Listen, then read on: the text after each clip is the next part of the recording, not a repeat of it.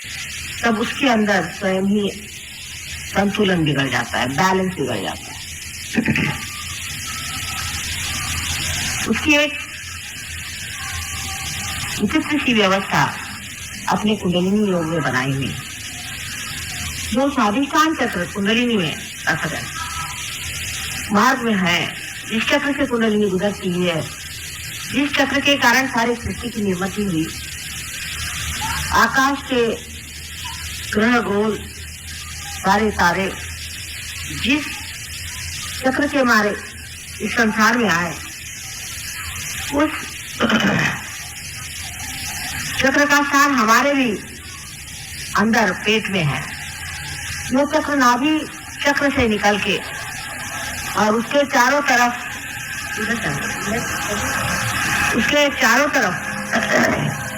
हर एक एंगल में चलता है, आगे पीछे भी हो सकता है।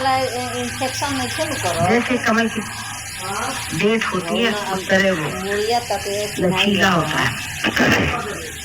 उसके ऊपर चक्र के ऊपर श्री ब्रह्मदेव का स्थान है और उनकी पत्नी या उनकी पत्नी तो नहीं कहना चाहिए क्योंकि वो कुमारी का ही रहती है हमेशा। उनकी सहचरी जो है वो सरस्वती, या कहना चाहिए उनकी शक्ति जो है वो सरस्वती है।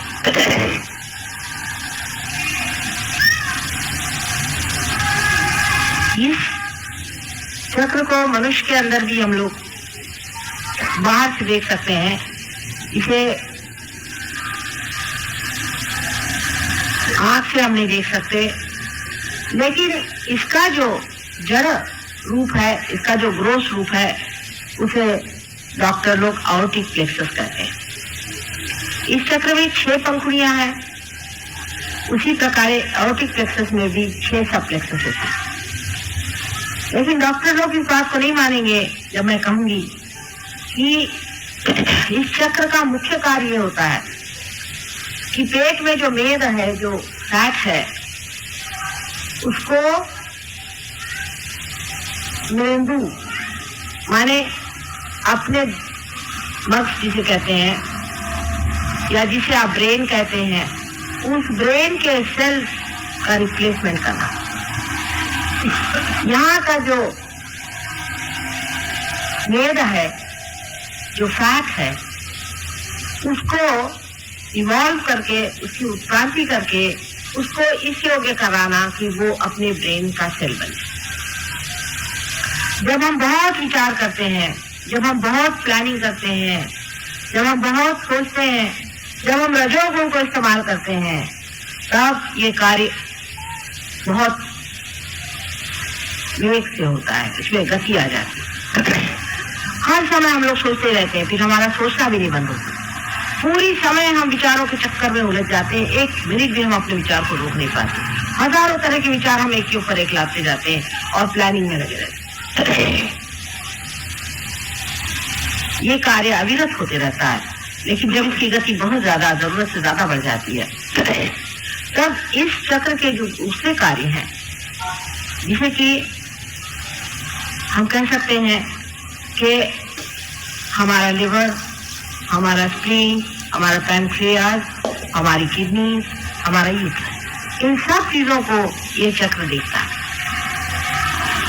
तो उसमें कमी आ जाती है और कभी कभी रुकावट सी आ जाती है, क्योंकि एक ही कार्य में फिर संलग्न हो जाता है। इसीलिए जो लोग दिमागी खर्च बहुत करते हैं, दिमाग का काम ज्यादा करते हैं, उन्हीं को डायबिटीज की बीमारी, उन्हीं को हार्ट अटैक आता है, क्योंकि राइट साइड बहुत चलाने से लेफ्ट साइड जो है वो उसको, लेफ्ट साइड जो है उसको बैलेंस देने की कोशिश करता है। बहुत आदमी जब काम करता है तो आश्चर्य की बात है कि अगर आप शारीरिक श्रम कर रहे हैं, फिजिकल लेबर कर रहे हैं, तो आपका हार्ट तो नहीं पकड़ना चाहिए, क्योंकि हार्ट तो इमोशनल चीज है, हार्ट तो इमोशन से चलता है। लेकिन बैलेंस के लिए हार्ट अटैक आ जाता है और आपका शरीर आपको इशारा देता है कि आप देखो बेटे, जरा काम धीरे करो, फिर बिस्तर पे ले जाता है। इसी इम्बैलेंस के कारण हार्ट से इशारा आता है और इसी इम्बैलेंस के कारण डायबिटीज की बीमारी होती है, क्योंकि आपका जो पैंक्रियास है उसका वर्किंग खत्म हो जाता है, किडनी का वर्किंग खत्म हो जाता है, इसकी वजह से किडनी ट्रबल्स हो जाती है। यूट्रस में इतनी परेशानी हो जाती है कि ऐसे औरतों को बच्चे नहीं हो सकते, बांझ हो जाती है। ये सारे इम्बैलेंस के कारण आता है और मेडिकल साइंस में इम्बैलेंस की कोई भी बातचीत नहीं।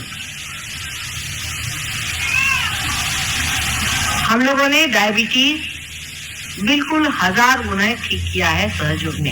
हालांकि हम ठीक नहीं करेंगे, इसकी वजह यह है कि आप सब डायबिटीज यहाँ इकट्ठा न करें, लेकिन जो सहयोगी पार हो जाते हैं उनका डायबिटीज ठीक हो जाता है, ऐसा ही समझे as a by product. Diabetes के कारण मनुष्य की आंखें कमजोर हो जाती हैं, आप जानते हैं, कभी कभी एकदम अंधा हो जाता है, वो देख भी नहीं पाता। डायबिटीज से अनेक रोग और हो सकते हैं क्योंकि अंदर से मनुष्य कमजोर होते जाता है। किडनी में यूरिया बढ़ जाना और इसी प्रकार के जितने भी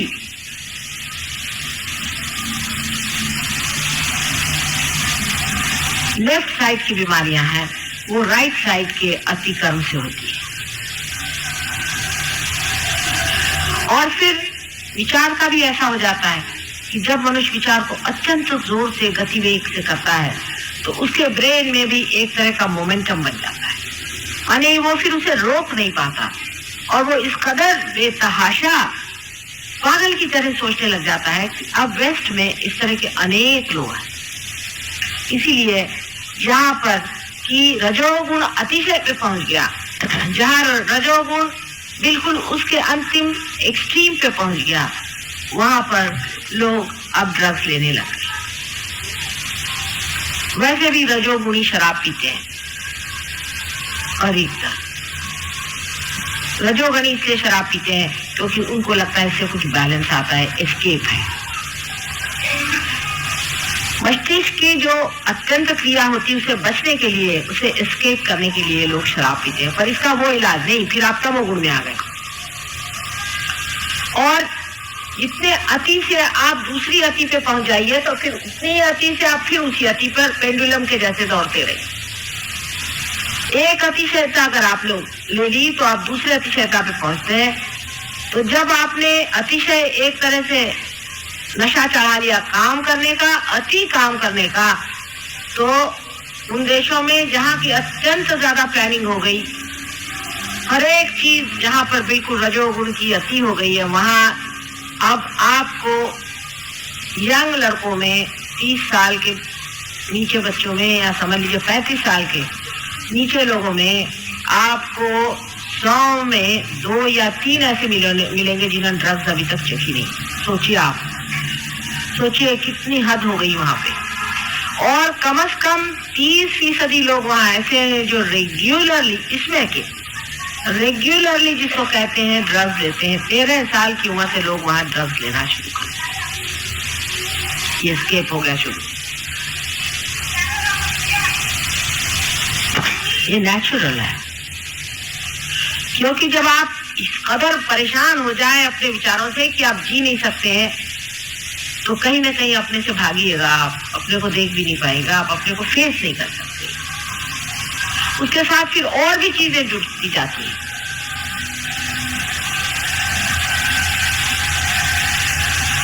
उसके बाद जो सेक्स वगैरह की बातें हैं वो भी उसी का बैलेंस है। किसी भी अतिशयता पे जाने पर उसकी अतिशयता जीवित हो जाती है और वो इतनी बुरी तरह से आपको खींचती है कि फिर वो उधर की अतिशयता फिर आपको दूसरी साइड में फेंकते रहती है।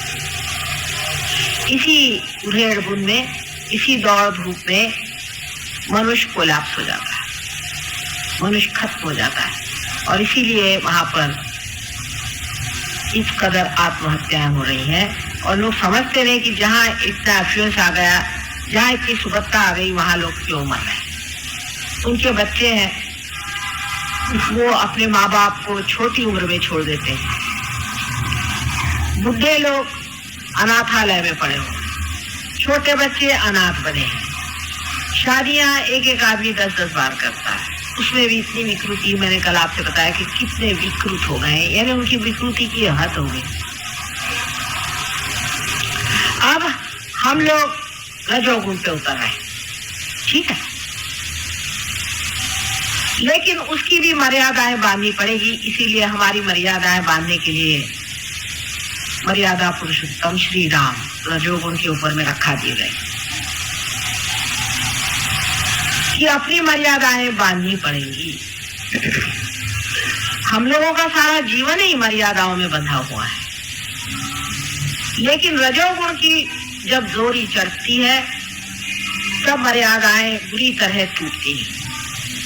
अब आप डेवलपिंग कंट्रीज हो रहे हैं, तो आप डेवलपिंग जब आपने शुरू कर दिया आउट ऑफ प्रोपोर्शन, तो आपने कह दिया कि साहब हमने गरीबी हटा रहे हैं इसलिए हम डेवलपिंग कर रहे हैं। लेकिन अगर आपने 1 रुपया भी ज्यादा अपने नौकर को दिया और वो अगर शराब या सिगरेट पीने लग गया तो वो गरीब नहीं, खत्म हो गया, उसकी गरीबी खत्म हुई वहां। जब मनुष्य किसी भी व्यसन में पड़ता है तो सोच लेना चाहिए कि वो अब गरीब नहीं रहेगा। व्यसनाधीन तभी आदमी होगा कि जब उसके पास थोड़ा एक्स्ट्रा पैसा होगा। इसका मतलब ये नहीं कि किसी को गरीब रखा जाए, ये मैं नहीं कह रही। इसका मतलब ये है कि जब तक मनुष्य के अंदर ऐसी कोई घटना घटित नहीं होती है जिसके कारण उसका जो कुछ भी मटीरियल डेवलपमेंट है, जड़ डेवलपमेंट है, उसका असर उसके मानवता के साथ लगे। माने मनुष्य जो है वो बड़ा रईस हो जाए, बहुत पैसे वाला हो जाए, तो जरूरी नहीं है कि वो बड़ा शरीफ आदमी हो जाए। हो सकता उससे बढ़ के दुष्ट कोई ना हो। अगर कोई बड़ा विद्वान और पंडित हो जाए तो जरूरी नहीं है कि ऐसा मनुष्य कोई बड़ा भारी धर्मात्मा हो जाए, बिल्कुल जरूरी नहीं है। उससे बढ़ के क्रूप कोई नहीं होगा। सुनते हैं जो माफिया वाले हैं, उनके जो साहबजादे हैं, उन्होंने ऑक्सफोर्ड यूनिवर्सिटी, कैम्ब्रिज यूनिवर्सिटी और जॉन हॉपकिंस यूनिवर्सिटी सब जगह से एमए पास किया हुआ है। और आजकल धंधा क्या करते हैं, माफिया के लीडर के लड़के और सबका मर्डर करते हैं। तो उस मार्ग का जरूर अवलंबन करें जिससे मनुष्य का संबंध उसके मानवता के केंद्र आत्मा से हो जाए। अगर उसका उस केंद्र से संबंध स्थापित नहीं हुआ तो आप उसका कितना भी डेवलपमेंट कर दें। हम आपको उदाहरण बताते हैं, हमारे यहाँ शिपिंग कॉर्पोरेशन में सब ड्राइवरों की तनख्वाहें बढ़ाई, उनको एक को हजार रुपया तनख्वाह मिलने लगे।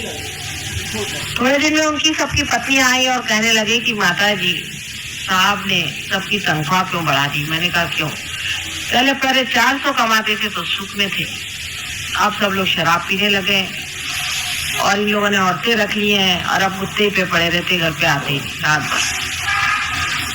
पहले बेहतर थे, 400 तक तो वो लोग बैलेंस कर पाए, उसके बाद जरा सा ज्यादा पैसा हो गया, शराब को इसका मतलब बिल्कुल ही नहीं है कि उनको 400 ही दिया जाए, पर उनको वो बैलेंस दिया जाए जिसके कारण वो उस लक्ष्मी को संवार सके। नहीं तो पैसे वाले हो जाएंगे राक्षस, पर लक्ष्मीपति नहीं। इसका कनेक्शन हमारे अंदर से उस आत्म तत्व से जुटना चाहिए जिससे मानवता पनपती है। जब तक ये कनेक्शन नहीं होगा सारा आपका एजुकेशन बिल्कुल व्यर्थ है। इसीलिए सूरदास जी ने भी कह दिया कि सूरदास की सभी अविद्या दूर करो नंदलाल। सारा एजुकेशन करके भी जब तक आपने आत्म तत्व का प्रकाश उस एजुकेशन पे नहीं लिया तो आपका एजुकेशन भी व्यर्थ हो जाता है, उसका कोई भी अर्थ नहीं लगता। इसलिए अत्यंत आवश्यक है कि आप अपने आत्म तत्व को पाएं, तब आपको हर एक चीज का अर्थ लगेगा। जो ये सातों चक्र हैं आपके अंदर, यही वो मानवता के अनेक अंग हैं जिसको पुरोती हुई कुंडलिनी अंदर से जाती है, इसीलिए वो सबको समग्र करती, इंटीग्रेट करती। जब कुंडलिनी कुंडलिनी इन सब से गुजरती है तो इन सब तत्वों पर चलती हुई, तत्वों को इंटीग्रेट करती हुई आपके आत्म तत्व पे पहुंचती है और तब आत्मा का जो प्रकाश है इन चक्रों पे गुजरता हुआ जाता है और मनुष्य समझ लेता है कौन सी चीज ठीक है और कौन सी गलत है। क्योंकि अगर आप कोई गलत काम करना चाहेंगे तो आप नहीं कर सकते थे, मुश्किल हो जाएगा। उसकी वजह यह है कि आपके अंदर एक नई चेतना आ जाती है, जिसे वाइब्रेटरी अवेयरनेस कहिए, जिसे चेतनात्मक अवेयरनेस कहें। आप कह सकते हैं कि जिसे आप चैतन्यमय चेतना कहें। उस चेतना के प्रकाश में आप समझ सकते हैं कि ये चीज अच्छी है कि बुरी है। अगर आपने कोई बुरा काम किया आपके वाइब्रेशन से एकदम रुक जाएंगे। आप अगर वाइब्रेशन से पूछे कि फला आदमी शरीफ है या बदमाश है, अगर आपके वाइब्रेशन रुक गए तो समझ लीजिए कि बहुत निहायत शैतान आदमी। यही वाइब्रेशन की वजह से आप समझ पाइएगा कि परमात्मा है या नहीं। जितने आपके बुनियादी प्रश्न है, एब्सोल्यूट क्वेश्चंस हैं, उसका जवाब आपको इन्हीं चैतन्य की लहरियों से मिल सकता है। कोई चीज सत्य है या असत्य है ये जानना इस कलयुग में बहुत ही कठिन है। कारण हम लोग इस कंफ्यूजन की वजह से, इस कोलाहल की वजह से बिल्कुल ही अपरिचित हो गए हैं किसी भी संवेदना से, किसी भी सेंसिटिविटी। और इस वक्त ये सेंसिटिविटी जो सूक्ष्म और अति सूक्ष्म सेंसिटिविटी है, संवेदना है, जब आपके अंदर आ जाती है तो आपको चाहिए कि आप इसको जमाएं। कोई अगर चाहे कि थोड़ा सा हम करके माता जी क्यों नहीं हमारे अंदर हो जाता तो बात, हाँ आपका कनेक्शन तो हम जोड़ देंगे, लेकिन अभी आपका ढीला ढाला कनेक्शन है, उसको ठीक से जमाना पड़ेगा, उसको सूक्ष्म साथ से जमाइए। अगर आपको अपने प्रति इज्जत हो, आप अगर इसको एक विशेष रूप से कोई चीज समझते हो तो आप जरूर प्रयत्न करें। अगर आप अपने प्रति जागरूक नहीं है और आप अपने जीवन का कोई भी अर्थ नहीं समझते हैं और जीवन को आज तक आपने व्यर्थ ही किया और आगे भी आप व्यर्थ ही करना चाहते हैं, तब फिर सहयोग आपके लिए बिल्कुल व्यर्थ। आप आएंगे या पार हो जाएंगे, लेकिन इसकी गहराई में आप नहीं उतर सकते। इसमें बैठना पड़ता है, इसकी बैठक होती है। अगर आप अपने जीवन का वास्तविक अर्थ इसमें बिठाना चाहते हैं तो अपने सब सूत्रों पर आपको ठीक से व्यवस्थित रूप से पकड़ना चाहिए और उसमें निष्णात होना चाहिए, नहीं तो आपका आना जाना बेकार हो गया। जैसे कि किसी ने हाथ में सितार पकड़ ली और उसका झंकार कर दिया, तो क्या वो सितार में निष्णात तो नहीं होता? लेकिन मनुष्य कल युग में अपने जीवन के प्रति जागरूक नहीं है, उसको अपने प्रति सम्मान नहीं, वो अपना सम्मान नहीं कर पाता, उसको अपने प्रति प्रेम नहीं है, उसमें आत्म सम्मान नहीं है, तभी वो अपने जीवन के हर एक क्षण को व्यर्थ किए चला जा रहा है। अगर वो अपने अंदर जागरूक हो और सोचे कि मैं अपने जीवन को कहाँ बर्बाद कर रहा हूँ, किस जगह मैं अपने जीवन को खराब किए दे रहा हूँ, तो वो समझेगा कि अरे ये भी क्षण व्यर्थ किया, वो भी क्षण व्यर्थ किया, वो भी क्षण व्यर्थ किया। कोई ऐसा भी क्षण हो जहाँ कोई जीवन हमारे अंदर शक्ति का प्रदर्शन हो या हमारे अंदर से जीवन शक्ति प्रकाशित।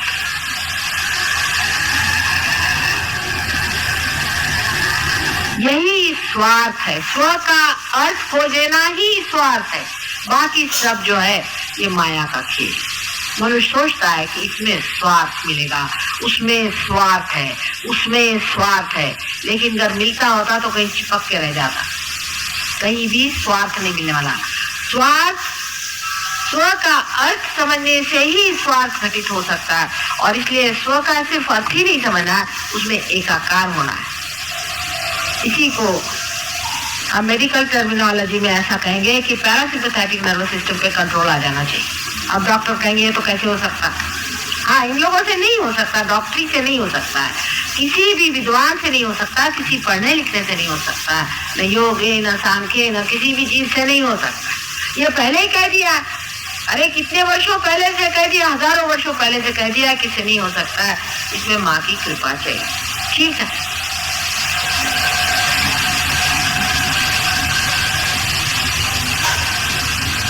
आप में से जो लोग यहाँ आए हैं, सभी लोग इसको पाला, लेकिन हर एक इंसान नहीं पाएगा, ये भी बात मैं कहूँ, हर एक नहीं पाता। कल साहब एक साहब आए, वो नहीं पाए तो बहुत मेरे पे बिगड़े। उन्होंने जाके बाहर तमाशा किया, चिल्लाने लगे कि ये सब झूठा प्रोपेगेंडा चल रहा है और ऐसा है और वैसा है। उन्होंने बड़े तूफान मचा दिए। जब वो आए थे तभी मैंने उनको पहले अपने पास बुलाया। मैंने कहा बेटे तुम यहाँ हो, एक तो उनको कोई बीमारी है गंदी अंदर में, और उनके अंदर में भूत बाधा भी काफी थी। तो पहले मैंने बुला के उनसे कहा तुम ठंडे बैठे रहना जरा, नहीं तो परेशान हो जाओ। लेकिन वो विचलित हो गए और बहुत चिल्लाना चीखना शुरू कर। कुंडलिनी बहुत लोगों का कहना है कि जागरूक होती है तो कूदना पड़ता है, नाचना पड़ता है और फलाना होता है, ढिकाना होता है। जो चीज आप कर सकते हैं वो कुंडलिनी नहीं होती, सीधा ही साफ। आप नाच सकते हैं आप चाहे तो। एक आदमी है वो नाच रहा है, समझ लीजिए अपने आप से नाच रहा है, किसी वजह से भी नाच रहा है, तो आप कैसे जानिएगा कि ये कुंडलिनी है? क्योंकि कोई भी आदमी नाच सकता है, सीधा हिसाब है। कोई आदमी चिल्ला रहा है, कोई भी आदमी, दूसरा भी आदमी चिल्ला सकता है, चाहे उसकी कुंडलिनी जागरूक हो चाहे नहीं। ये तो सभी कुछ आप कर सकते हैं। कुंडलिनी का स्पंदन आप नहीं दिखा सकते हैं। आप अपनी आंख से देखिएगा कि कुंडलिनी त्रिकोणाकार अस्थि में स्पंदित होगी या कहीं साइड में स्पंदित होगी, आप अपने आंख से देख सकते हैं। ये आप नहीं कर सकते कि एक किसी पोर्शन में ही पल्सेशन शुरू हो जाए, दर दर दर दर दर। ये तो आप नहीं कर सकते, कोई करके दिखा दे। और कोई भी चाहे नाच सकता है, कोई भी चाहे कूद सकता है, चीख सकता है। तो आप ये कहिएगा तो अकस्मात कोई अगर चीखने लग जाए और चिल्लाने लग जाए और कूदने लग जाए तो क्या होगा? तो उसका सीधा नाम है उनको भूत बाधा हो गई। जब भी किसी को भूत बाधा होती तो वो ऐसे ही करता, उसके अंदर कोई और आदमी आने की वजह से वो आदमी चिल्लाने लगता है, चीखने लगता है, कुछ भी करने लगता है। कल हमारे बीच एक साहब आए थे, मैंने आपसे बताया था कि वो पूरा हठ योग का व्यायाम मेरे सामने कर, पूरा, यहाँ तक कि मैंने उनसे यहाँ आना बंद कर दिया कि मुझे लगा इनकी हथौड़ियाँ पूरी बाहर निकल आएंगी, उसको भी ये छोड़ेंगे। और वो अविरत करते थे, बगैर किसी एफर्ट के करते थे। उन्होंने कभी हठ योग नहीं सीखा, उनके अंदर कोई भ्रष्ट हठ योगी घुस गया था, वो हर तरह के नक्शे मेरे सामने करता। यहाँ तक इस तरह के भूत बाधा के लोग हैं, आपको आश्चर्य होगा कि वो मेरे ऊपर अनेक कविता लिखते। शुरू में जब सहयोग शुरू किया था तो बम्बई में एक नौकरानी जो कि बर्तन मांजती है, जिसे घाटिन कहते हैं, उसने आते ही बड़े जोर जोर से श्लोक गाने शुरू कर दिए और 15 श्लोक देवी महात्मा के मेरे सामने गाए और एकदम पुरुष के जैसे खड़े संस्कृत में इस तरह से सुनाया कि लोग दंग हो गए कि संस्कृत में इस कदर पांडित्य इस नौकरानी में कहां से आ गया। ये इतने बड़े बड़े देवी के श्लोक कैसे सुना रहे, बड़े आश्चर्यचकित हो। उसकी वजह यह थी कि उसके अंदर एक पंडित आ गए और वो श्लोक सुना रहे। मैंने उन पंडित साहब से कहा, बंधन देके मैंने कहा आप जाइए यहाँ से, आप इस औरत में आकर क्यों इतनी परेशान कर रहे हैं मुझे यहाँ पर। उसने कहा माँ मैं कब आऊंगा, फिर मैं कब पैदा होऊंगा, फिर मैं तुम्हारे कब गुणगान गाऊंगा, इसीलिए मैं यहाँ चला है। और वहाँ और भी बहुत से हमारे सहयोगी थे, उन्होंने बात मार्कंडेय से लेकर के उससे भी अनादिकाल से लोगों ने बताया कि भूत पिशाच आदि सब चिपक जाती है। कितने भी मेंटल डिजीज हैं, ESP हैं, पहले से किसी की खबर आ जानी, ये सब कर्ण पिशाच आदि वगैरह बारों में अपने शास्त्रों में अनेक कुछ लिखा हुआ है। लेकिन हम तो हिंदी भी नहीं पढ़ते, ये संस्कृत तो बहुत दूर की रह गई। वो तो भाषा इंग्लिश लोगों की हो गई। अब हम लोग तो इंग्लिश पढ़ते हैं। हमारे शास्त्रों में सब कुछ लिखा हुआ कि इस तरह की चीजें घटित होती हैं और उससे मनुष्य बहुत दुखी हो जाता है। कुछ लोग हैं अपने को बड़े बड़े लोहे के हुक्स में अटका लेते हैं और पेड़ों पे लटका के दिखाते हैं। ये खासकर आदिवासियों में तो बहुत ये प्रथाएं चलती है। अजीब अजीब तरह की चीजें, बिल्कुल आग जला के उसके अंदर चलना। भूत विद्या अफ्रीका में भी बहुत तरह तरह की होती है। हर एक देश में अजीब अजीब तरह की भूत विद्याएं होती है।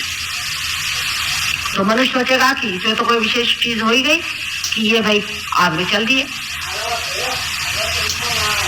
इस प्रकार अनेक तरह की चीजें इस देश में पहले होती नहीं है और अब उन देशों में हो रही है जहाँ रजोगुण अति पे पहुंचे। रजोगुण अति पे पहुंचते साथ आपके देश से अनेक भूत विद्या वाले एक्सपर्ट वहां पहुंच गए, सबको मेस्मराइज करना शुरू कर, सब पे उन्होंने छाप डाली। लाखों रुपया करोड़ों रुपया उन्होंने बनाया, बड़ी बड़ी जगह बनाई। अब वही भूत उनको खाएंगे, खाते ही हैं और शुरू हो गया। अब वो परेशान है, अब ये पैसे उनको नहीं बचा सकते और उन लोगों को भी भूत खाते। कल भी मैंने बताया था, मैं साफ तरह से आपको बताना चाहती हूँ, मुझे किसी से डर नहीं। ये ट्रांसेंडेंटल मेडिटेशन करने वाले लोग आज मेरे पास 132 आदमी बराबर लंदन में आए और सब कहते कि हमारे सर में ब्लॉकेड हो गया, माए से निकाले। कल मैंने बताया था, आज भी मैं बता कि मांगना चाहिए आत्मशक्ति। आत्मशक्ति रजोगुणी नहीं होती है, आत्मशक्ति तमोगुणी नहीं होती, आत्मशक्ति सत्वगुणी भी नहीं होती है। वो गुणातीत, सबसे परे बहती हुई सी अंदर से शक्ति स्वरूप अपने अंदर से बहती रहती। वो किसी भी गुणों के अंदर लिपटने वाली शक्ति नहीं है, वो निर्वाज्य है, किसी से लिपटती नहीं। आत्मा की शक्ति धड़ धड़ धड़ धड़ अंदर से ऐसी बहती है जैसे गंगा जी। उसकी शक्ति का, उस शक्ति के कोई प्रदर्शन आप नहीं भर सकते। अगर आप चाहें कि चलिए इस शक्ति को यहाँ पर घुमा करके 4 आप अंगूठी से चीजें निकाल दें और ये वो, ऐसे फालतू चीजों में इस शक्ति को कोई इंटरेस्ट नहीं होता।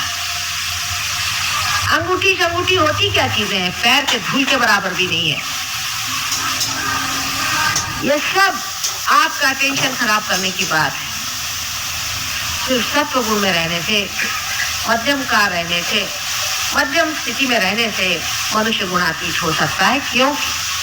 इसकी जो गति है, ये मध्यम में जो लाइन है इसे आप देख रहे हैं, इसे सुषुम्ना नाड़ी कहते हैं, उसी से उसकी गति और उसी से वो आदमी ऊपर उठता है। कुंडलिनी तो व्यवस्थित ऊपर उसका उठाने वाला था। कुंडलिनी बराबर अपने रास्ते से उठ करके ब्रह्मरंध्र को छेद देती है, उसका जानकार चल। जिसको देखो वही कुंडलिनी लेकर के बैठ जाने से वो कुंडलिनी वाला नहीं होता। फिर एक आध मिनिस्टर उससे चिपक जाए तो और भी अच्छा। कोई मिनिस्टर हो जाने से कोई कुंडलिनी का बड़ा भारी वो लाट साहब नहीं हो सकता। कबीरदास कहाँ के मिनिस्टर थे? कितनी पढ़ाई की थी कबीरदास ने?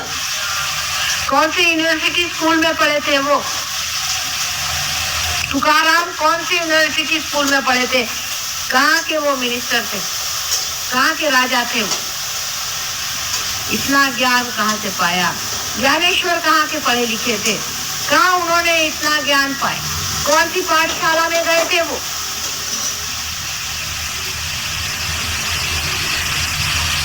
परमात्मा के साम्राज्य में उतरने की बात है। जब मनुष्य परमात्मा के साम्राज्य में आ जाता है तो उसके कायदे कानून देखने लगता है तो हंसी आती है कि इस कायदे कानून को क्या करें। अभी कोई साहब ने मुझसे कहा कि माता जी हमारे लिए कोई अब देश में लीडर नहीं लगा, आप इलेक्शन लड़ो। अरे मैंने कहा कहाँ की बात करते हो? राजा के घर में रहने वाले लोग भिखारियों के घर में आके नहीं रहते। भिखारियों का पॉलिटिक्स है, किससे भीख मांगे, किसका रुपया बचाए, ठीक ये सब चीजें हमारे बस की नहीं। हम तो बादशाह आदमी, हमें कहाँ फंसा रहे? हमने कहा आज जिस तरह से वो सृष्टि पे बना रही उससे आउट ऑफ प्रोपोर्शन आप बनाना चाहते हैं रजोगुण में। माने लंदन में अगर आप जाए तो शराब पीने के सिर्फ अगर ग्लास आप लेने चाहें तो कम से कम 1000-15,000 रुपये आपको खर्चा पड़ना पड़ेगा कम से। पहले तो शराब बनाओ जो कि बिल्कुल ही गलत चीज है, फिर उसको पीने के लिए जरूरी है आप उसके प्याले बनाओ। अगर इंग्लैंड में अगर स्कॉच विस्की बंद हो जाए तो देश डूब जाए, क्योंकि उनके पास दो ही चीजें हैं, तो स्कॉच विस्की है और दूसरे उनका क्रिस्टल है।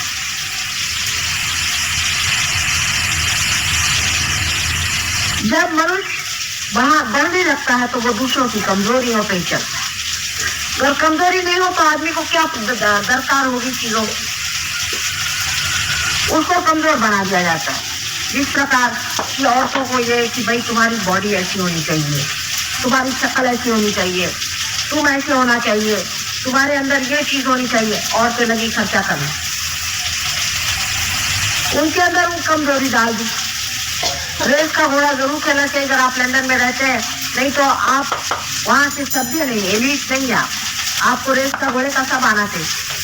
अगर आप पेरिस में रहते हैं तो आपको शराब के बारे में इसका मूल सब पता चाहिए कि शराब का मतलब क्या होता है, उसको कितना मिलाना चाहिए, उसमें कितना घोलना चाहिए। मुझे आश्चर्य हुआ कि यहाँ पर भी गवर्नमेंट का जो कॉलेज है जहाँ पर कि बच्चों को होटल मैनेजमेंट सिखाते हैं, उसमें 2 पेपर्स होते हैं, उसमें शराब के बारे में सिखाया जाता है कि कौन सी शराब पी जाए कौन सी नहीं, क्योंकि आपके होटल ही नहीं चलेंगे। होटल में अगर ये शराब नहीं पिएंगे तो वो रहेंगे नहीं, तो पैसा कैसा है? आपके अंदर जितनी कमजोरी होगी उतना ही रजोगुण प्रबल हो सकता है। अगर आप 2 ही 4 कपड़ों में रह लेते हैं और मस्ती में रहते हैं तो इनके कपड़ों की मिले कैसे चलेंगे? अगर आप सादगी से रहते हैं तो इन लोगों का व्यापार कैसे चलेगा?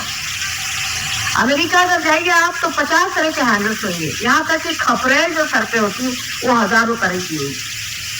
किसी के बाथरूम में जाए तो पहले पूछ लीजिए कि कौन सा नॉब दबाए, नहीं तो आप अंदर पहुंचे और देखा खट्ट में।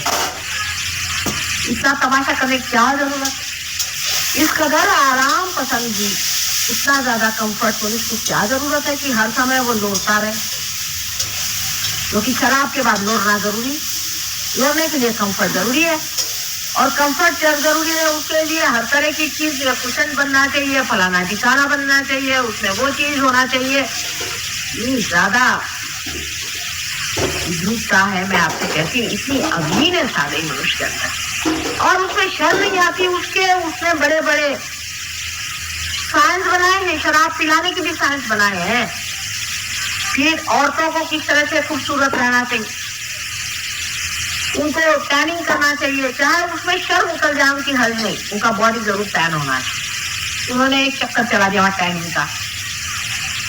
अरे भाई, आपको अगर सूर्य की रोशनी लगी तो बदन पे अगर आपके कपड़ा रहे तो कोई फर्क नहीं पड़ने वाला, सूर्य की रोशनी तो आपके अंदर जाती है।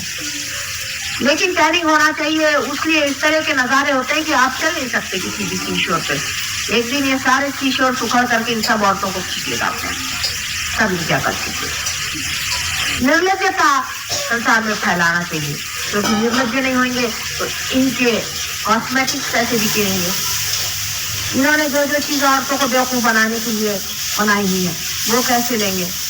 अब तो कुछ कुछ जरा सा अपने देश में अकल आ गई औरतों को। पहले तो मैं देखती थी कि यहाँ पर एक डालडा तक तिल लगा के औरतें चलती,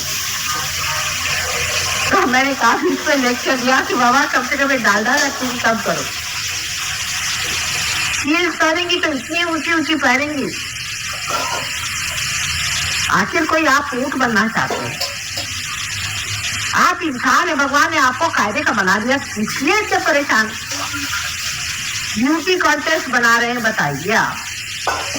बिल्कुल अजीब, बहुत ही ज्यादा विकृत और विद्रूप चीज है ये, क्योंकि जब सफली रूप होता है तो मनुष्य रूप को देखते ही साथ पूर्णतः संतोष, ये रूप का लक्षण। बस अब रूप का अंत आ गया, इसके आगे रूप नहीं, वही असली रूप होता है।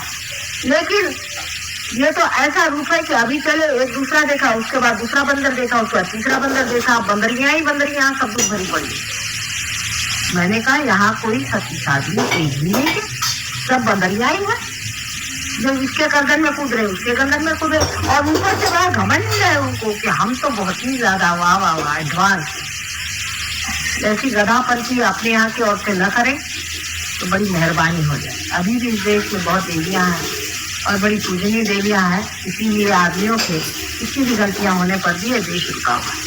आदमी लोग तो सब साफ हो ही गए, उनको तो कोई कुछ कह नहीं। वो तो अब कहना बहुत मुश्किल हो गया, सब साफ हो गया। अब देसी चीज जो है वो बिल्कुल बचे। अगर आप हिंदी में मैंने सुना कि आप कहीं जाइए और आप दारू नहीं पीते हैं तो लोग हंसते हैं आपके ऊपर कि साहब अभी तक आप पूरी तरह से बंदर नहीं बने।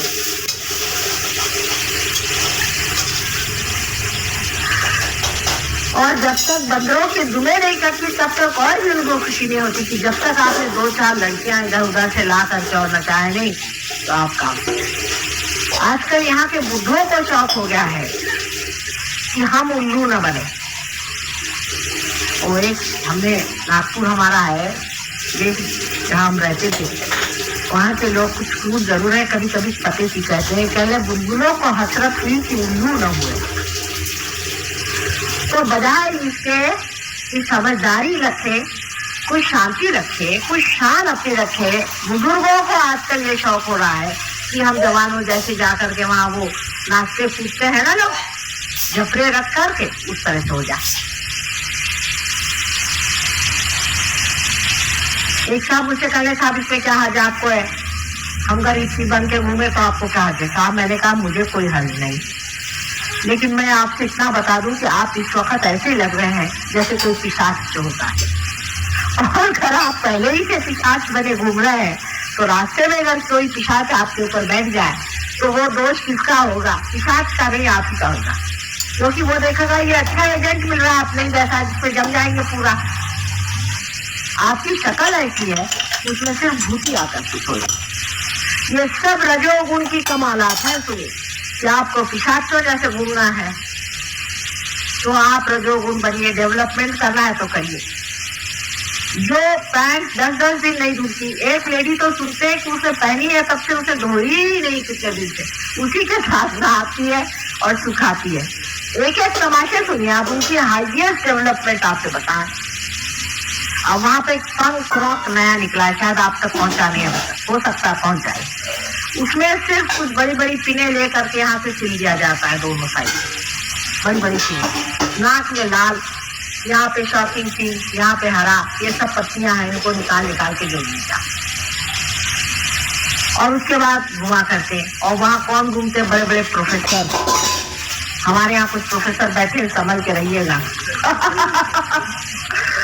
और एक साहब तो आपको आश्चर्य होगा कि बड़े विद्वान, मैं उनको समझती थी, एक पार्टी में आए तो ये सब करके आया। मैंने कहा ये क्या कहना, आजकल मैंने पंग क्रॉप ज्वाइन कर लिया। मैंने कहा आप तो काम किया कल बंद से, अब आप पंग क्रॉप में चले, पहले आपको भी बड़ा मजा आएगा। ये बड़ी शांति नहीं थी उससे। मतलब ये है कि कुछ तो भी न्यूसेंस जिसे कहते हैं ना, महामूर्ख बन के भी कोई अगर अपने तरफ देखे तो बड़ा अच्छा है। जोकरी बन जाओ वैसे तो कोई देखता नहीं है, क्योंकि सभी हिप्पी बन गए तो सब एक ही जैसे दिखते, तो कोई तो विशेषता आनी चाहिए। तो मुंह में पीने डाल करके यहाँ से यहाँ तक पीने, ये बड़े बड़े और ऐसे बड़ी कॉमन साइट है वहां पे। आपको ऐसे ना, मैं आपको सिर्फ विनोद के लिए नहीं कह रही हूँ, असलियत है। और देखते ही आप अचंभे में देखते हैं कि साहब या तो हम पागल है या ये पागल। और वो हमारे ऊपर सोचते हैं कि हम बहुत ही इनहिबिटेड लोग हैं, हमें अकल ही नहीं है कि हम इस तरह का कोई सा भी अच्छा कार्य नहीं कर सकते जिसमें हम अपने को लेट लूज कर दें। हम इतने इनहिबिटेड हैं, हमें कोई स्वतंत्रता की कल्पना नहीं। स्वतंत्रता का मतलब बेछूटपना, संकल्पना नहीं, महामूर्खता तो बिल्कुल भी नहीं। स्वतंत्रता इतनी बड़ी चीज है। स्व के तंत्र पे चलना ही स्वतंत्रता है, और स्व का तंत्र ये है जो आपके सामने। जो मनुष्य अपने को स्वतंत्र समझना चाहता है उसको पहले पार हो जाना चाहिए, नहीं तो वो स्वतंत्र नहीं। स्व का तंत्र समझ लेना चाहिए, और यही उसका तंत्र है। ना तो तांत्रिकों का नेगेटिव जिससे स्व ही उसमें खत्म हो जाए, जिससे स्व पूर्णतः स्वतंत्रता में आ जाता है। जब वो पूर्णतः स्वतंत्र होता है तभी उसके अंदर विस्डम पूरी तरह से संतुलित बैठ जाता है। वो जो भी करता है पूर्ण स्वतंत्रता से करता है, लेकिन उसके एक एक इशारे में भी स्वतंत्रता के अनेक प्रकार दिखाई देते हैं। वो किसी से भी नहीं डरता है और हमेशा नतमस्तक रहता है। प्रेम में वो स्वतंत्र होता है, अत्यंत प्रेममय और करुणामय वो होता है। ऐसे स्वतंत्र आदमी को प्रणाम करना चाहिए, बजाय इसके कि जो अपने को स्वतंत्रता के नाम पर गधे से मूर्ख और मूर्खों से पता नहीं और क्या हो जाएंगे। मेरे पास तो ऐसे जानवर भी नहीं जिनकी मैं आपको प्रणाली बताऊं।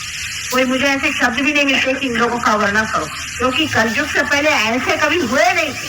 इसलिए नए शब्दों के कॉइनेज की जरूरत है, और जो शब्द बनाने वाले थे वही ये हो गए, तो अब कौन शब्द इनके बनाएगा, ये हालत आ गया। कुछ संस्कृत भाषा में ढूंढने से मिले तो मुझे बताइएगा, क्योंकि बड़ा मुश्किल है। जब संस्कृत भाषा प्रचलित थी तब ऐसे गधों के बारे में किसी ने सोचा भी नहीं था। पुराण में भी वर्णन है कि कलयुग आएगा, लेकिन इस तरह के महामूर्ख संसार में विचरण करेंगे ऐसा पुराण में भी नहीं बताया। यह तो आप देखते ही बनता, और पढ़े लिखे और अति पढ़े हुए लोग ये काम कर रहे हैं।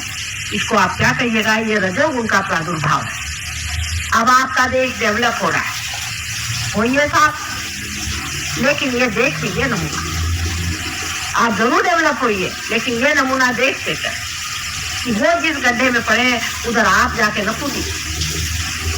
एक तो रजोगुण में सबसे बड़ा जो दोष है कि ये अहंकार खिंचता है, मतलब ईगो ओरिएंटेड है रजोगुण। जब ईगो ओरिएंटेशन शुरू हो गया तो अहंकार ऐसी चीज है कि उसमें आदमी जो भी करता है उसमें अपनी बेवकूफी वो देख नहीं, या कुछ भी करता है वो बिल्कुल सही, क्योंकि उसमें अहंकार तृप्त होता है। अपने यहाँ रामायण में बड़ा सुंदर वर्णन है कि जिस वक्त नारद मुनि स्वयं भी एक चक्कर में पड़ गए थे।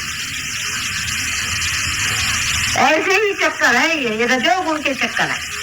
इसको समझने के लिए अपने को देखना चाहिए और कहना चाहिए कि हे भगवान, ये मेरा अहंकार मुझे गधा बना रहा है। और अहंकार आपको गधा बना के इतना छोड़ देता है कि अंत में वो आप घबराहट के मारे ही उसको गधे को अपने ऊपर लिए चले, क्योंकि ईगो ओरिएंटेड है, इसलिए बहुत ज्यादा डेंजरस है। अगर ये ईगो ओरिएंटेड नहीं होता तो इतना डेंजरस नहीं बैठता, क्योंकि मनुष्य कभी भी अपने को गधा कह नहीं सकता। सब दुनिया पे हंसेगा, लेकिन खुद ही अपने सर पे गधा लेके चल रहा उसे नहीं देखेगा। ये ईगो की विशेषता है। ईगो में एक अंधापन आ जाता है, और इसलिए ये बहुत ही खराब चीज है। हाँ, अगर सुपर ईगो हुआ जो कि दूसरी साइड में अपने सर में डेवलप हो सकता है, तमोगुण की वजह से उसमें आदमी पीड़ित हो सकता है, उसका बदन कांप सकता है, उसमें तकलीफें आ सकती है, उसकी बीमारी आ सकती है, उसका फिजिकल प्रॉब्लम आ सकता है। पर ईगो ओरिएंटेड आदमी में कभी भी ये तकलीफ नहीं होगी जब तक उसके हार्ट ट्रबल ना। एक ही है कि हार्ट ही स्टॉप हो जाता है। ईगो ओरिएंटेड आदमी को कभी भी कोई भी इस तरह की चीज नहीं मिल सकती है जैसे कि तमोगुणी से रुकावट हर समय हर जगह होती है। तमोगुणी एक तरह से बेचारा ज्यादा ठीक है, क्योंकि कम से कम उसकी ठोकरों से वो बचते रहता है। समझ लीजिए अभी यहीं एक देवी जी बैठी हुई है, इनको बाधा ने पकड़ ली। वो एक किसी आदमी के पास गई, उनसे जाकर उन्होंने कुछ तंत्र मंत्र करे, बाधा ने पकड़ लिया, भूत ने पकड़ लिया, तो उनका बदन ऐसा ऐसा ऐंठने लग गया। चलो भाई छोड़ो। पर आप अगर किसी इगोइस्टिकल आदमी के सामने जाइए, उसका ईगो आपके अंदर भी घुस जाएगा। ये है तो मैं इसके बाप से बड़ा हूँ, चले उसने एक बोला मैंने 10 बोला, वो कौन होते हैं, मैं उसका नाना हूँ। शुरू हुआ, वो जितने गधे उसके आप डबल नाना गधे हो गए। और उसमें उसके साथ में एक और बीमारी लगता है जो बड़ी ही सूक्ष्म है, जिसको समझना चाहिए। यश बेटा, उसमें एक बीमारी और लग जाती है, यश, सक्सेस। उसके साथ अगर सक्सेस लग जाए तो बड़ा ही प्रॉब्लम हो जाता है। फिर तो आदमी को गधे पे से उतारना असंभव है। सक्सेस अगर लग गया तो बड़े सक्सेसफुल थे वो। फिर उनके मरने के 30-40 साल बाद निकलता है कि उन्होंने ये गधापंती करी, ये गोबर खाया, ये हालत अपनी खराब, वो ऐसे थे और वो वैसे।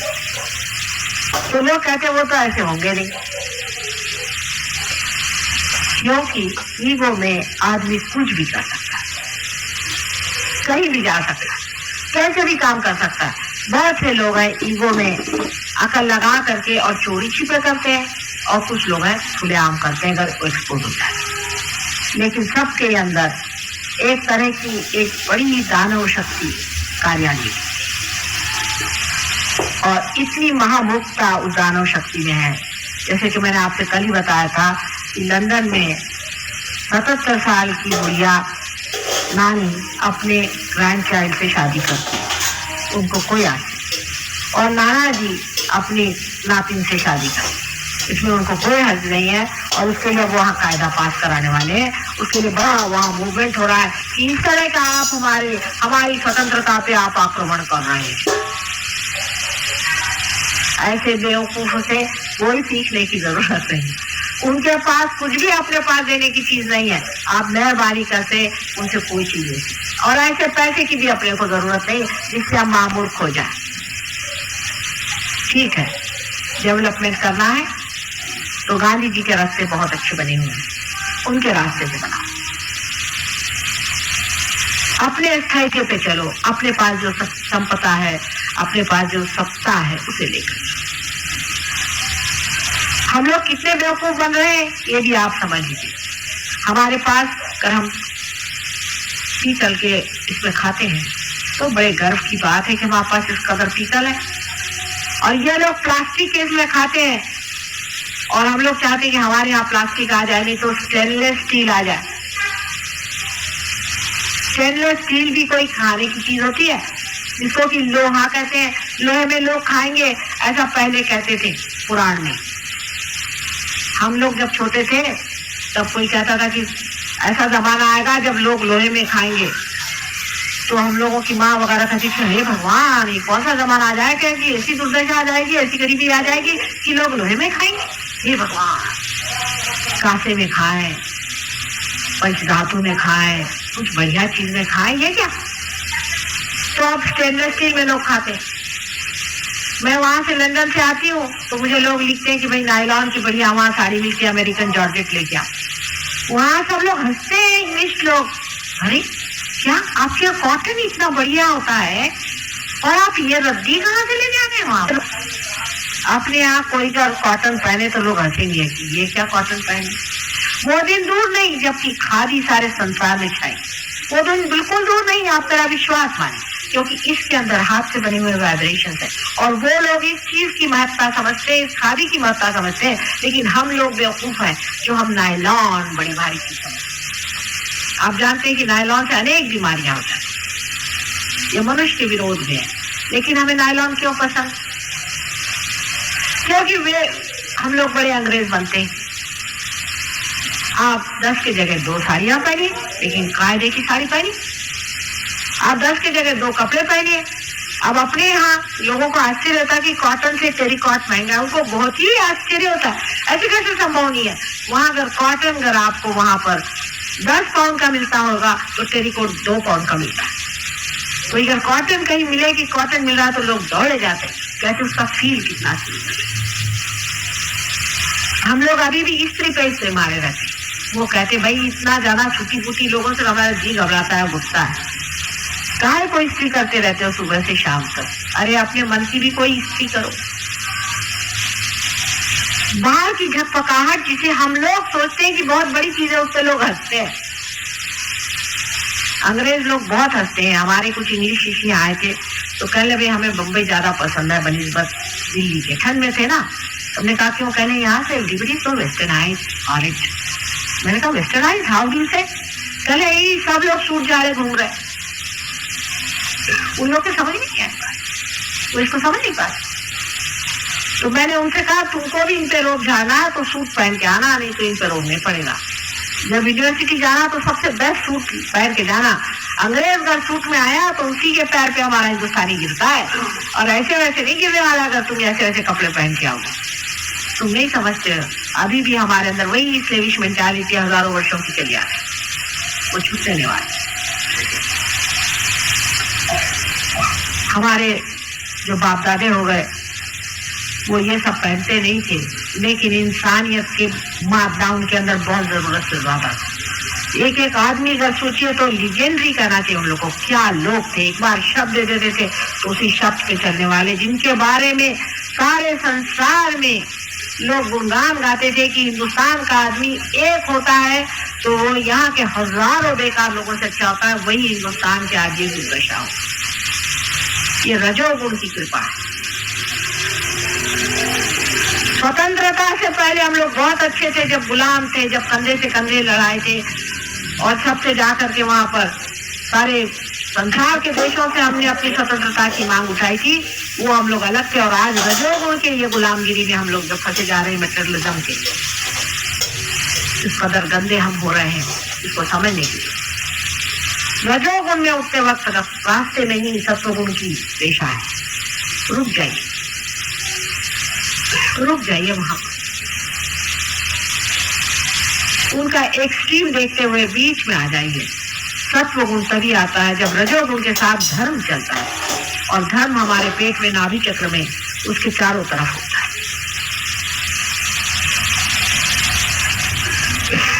लक्ष्मी का स्थान, लक्ष्मी रजोगुण की ही सत्वगुणी व्यवस्था है।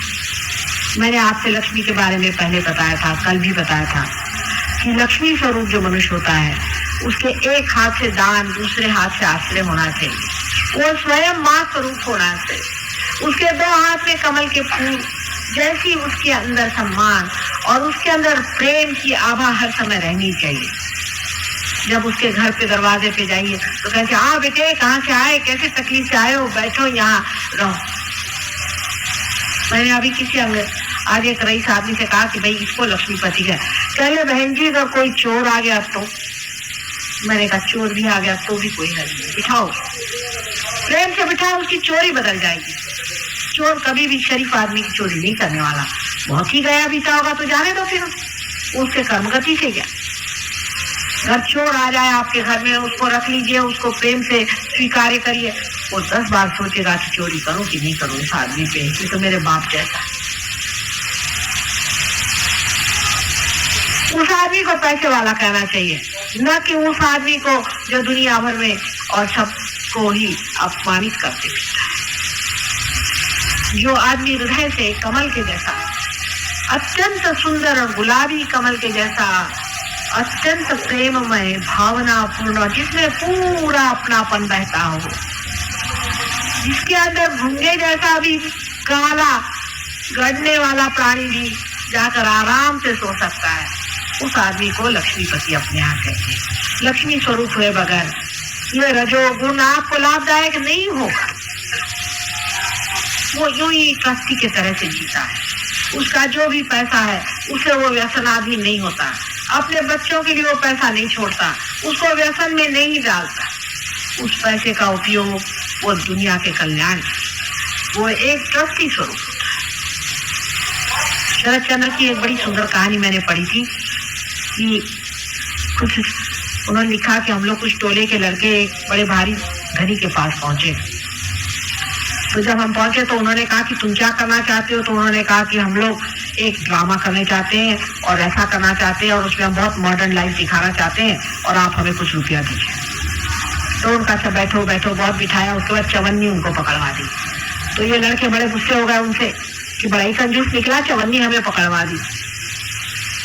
उसके बाद एक स्त्री आई, बेचारी बड़ी बूढ़ी थी, आई, कहने लगी कि पता नहीं कुछ 50 वर्ष पहले मेरे पति ने आपके पास कुछ रुपया रखा दिया था, उसके बाद हम लोग प्रदेश चले गए, वहीं मेरे पति की मृत्यु हो गई। तो उनके इसमें एक पत्र मिला, उसमें लिखा था कि उनके पास बहुत रुपया मैं छोड़ के आया हूँ, तो तुम हो सके तो धर्मात्मा उनके पास चले जाना। चले, अच्छा पत्र तो दिखाई, पत्र देखा, उसका तारीख देखी, कहले भाई देखो वो कहाँ उनका है, वो निकालो फलानी तारीख को, फलाने साल में और 50 साल पहले की बात, वो सब फाइलें निकलवाओ। और बैठे वो वहां देखने के, वो भी बड़े वयोवृद्ध थे, वो भी 75-80 साल के थे, लेकिन बैठे।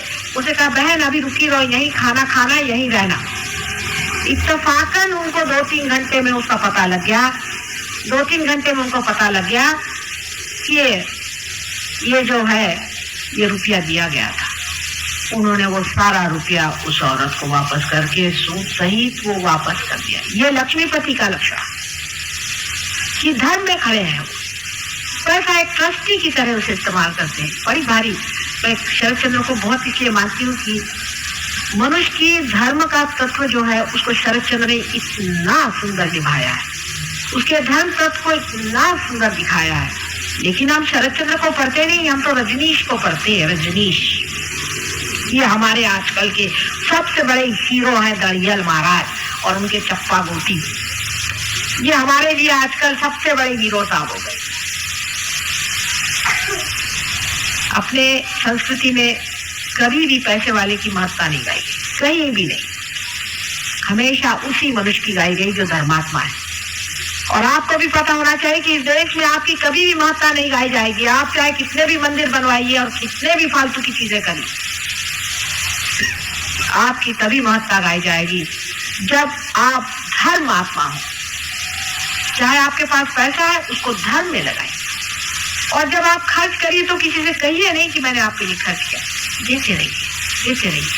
सिर्फ आप बीच में इसलिए खड़े हुए हैं कि आप देखते रहें कि पैसा जो है वो ठीक जगह पे पहुंच जाए। कुछ लोग तो इस कदर परमात्मा में लीन हो जाते कि वो ये भी नहीं देखते, कहते जाने दो, जिसे जाता है जाने दो। लेकिन अगर कोई धर्म पुरुष दान करता है तो उसका पैसा कभी भी दुर्व्यवहार में नहीं जाता। दुष्टों का पैसा जरूर दुर्व्यवहार में जाएगा, लेकिन धर्मात्माओं का नहीं जाता। उसमें भी एक बड़ी भारी आकर्षण शक्ति होती है जिसे हम कहते हैं वाइब्रेशन, चैतन्य की लहरियां। हर एक चीज में चैतन्य की लहरियां होती है। उसका देने वाला और करने वाला होना चाहिए। आपके अंदर भी चैतन्य की लहरियां उत्पन्न हो सकती हैं अगर आप इसको पालें। आप में से अनेक लोगों की अभी ठंडा ठंडा हाथ में आने लग गया है, कह रहे हैं। ऐसे ही आप हाथ रखें फिर से। आज मैं आपको बचे हुए 3 चक्रों के बारे में बताऊंगी, क्योंकि कल मैंने आपको नीचे वाले 4 चक्रों के बारे में बताया था। अगले साल शायद मैं ज्यादा दिन के लिए दिल्ली आ जाऊंगी, देखिए। लेकिन दिल्ली वाले और बम्बई वाले और कलकत्ते वाले जरा जरूरत से ज्यादा बड़े लोग हैं, तो उनके लिए भी 16 राक्षस पैदा हुए, 6 राक्षस भी। वो बराबर अपना मौके से आ जाते हैं, जहाँ जहाँ बैठे हुए हैं। लाला अमके ढमके, राय बहादुर टमके ठमके, फलाने मिनिस्टर, फलाने ठिकाने, उसके लिए सब बने हुए हैं। वो आकर के बराबर जमे हुए हैं सब। मैं गरीब सहयोगिनी हूँ, मेरे लिए तो देहातों में अनेक लोग देखिए। दिल्ली शहर में कहाँ तक लोग प्रगति करते हैं, कहाँ तक बढ़ते हैं, कहाँ तक सच्चाई को पाते हैं। ज्यादातर लोग तो जो फैशन चल रहा है उसी में चलते हैं। आजकल फैशन है तो हजारों आदमी चले जा रहे हैं। सिर्फ दर्शन के लिए कल 25,000 आदमी सिर्फ दर्शन के लिए आए थे। अच्छा, फिर उनका क्या हुआ? कहने बस दर्शन हो गए। फिर क्या हुआ? कौन सी भलाई हुई? उसने दर्शन हो गए साहब, दर्शन हो गए, मैंने दर्शन हो। अरे भाई, कुछ फायदा हुआ? कुछ भला हुआ? कुछ ट्रांसफॉर्मेशन हुआ? कुछ उसमें बदल हुआ कि यूं ही दर्शन ही के लिए गए थे वहां? नहीं साहब, वो तो ऐसा था कि हम तो अंदर जा नहीं सके। वो तो दूसरे जो बड़े बड़े लोग थे वो सब अंदर गए। बाबा जी ने उनको अंगूठियां दी, उसके बाद सब लोग अंगूठियां पहन के प्रफुल्लित होके बाहर आ गए। उसके बाद पता चला सबके हार्ट अटैक आए। अंगूठी सहित हार्ट अटैक चल रहे हैं। और उसके बाद पता हुआ अंगूठी भी चोरी हो गई और उनके घर में भी चोरी हो गई। ठीक है, जिसके पास अधिक पैसा है उसको खाने के लिए बहुत सारे तैयार हो गए लोग। आपके पास अगर अधिक पैसा है तो जमुना जी में डाल दीजिए, नहीं तो आपसे भी चिपक जाएंगे। इसलिए बच के रहिए।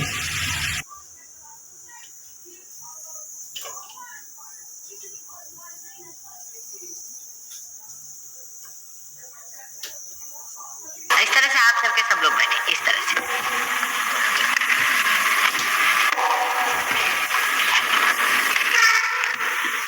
बिल्कुल सहज सरल बैठे। इसमें कोई दिक्कत नहीं होनी चाहिए बैठने में भी, या कहीं कोई प्रेशर नहीं हो बॉडी में। आराम से पैर ठीक करने के, ऐसे सीधे दोनों।